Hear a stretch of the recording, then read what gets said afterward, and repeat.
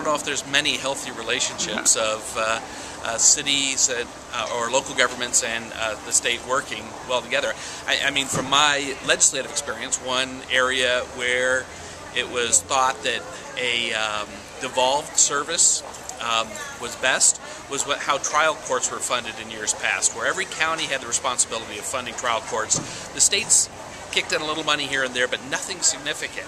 And then in about 1997, the state said enforcing, having our courts operate in a uniform, proper way from county to county was a statewide priority. So actually you had a shift, a realignment back to the state, so to speak, so that those trial courts today are funded by the state. They used to be funded by local counties.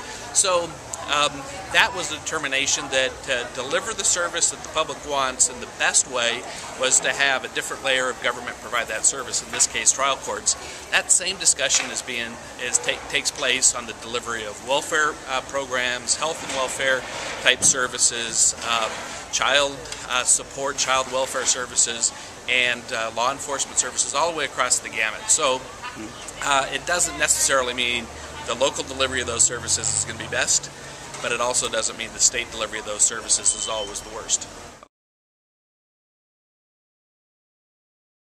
The Welfare Reform Act passed by the legislature in 1998 really was a way that you took federal welfare dollars through a realigned program on the federal level and empowered counties, gave more of a block grant, said, hey, you counties, find ways that you can get people back to work the most efficient way possible, create a CalWorks type program where people, instead of being on welfare rolls, are motivated, encouraged, supported to find jobs, be educated, and move into the workforce.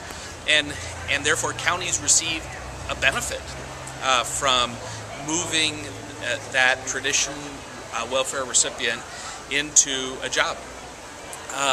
Counties were incentivized to do that. Counties were encouraged and properly funded for that. Those were positive things, and I think when you, and much of that isn't necessarily in place today because state law has changed and modified much of that welfare program.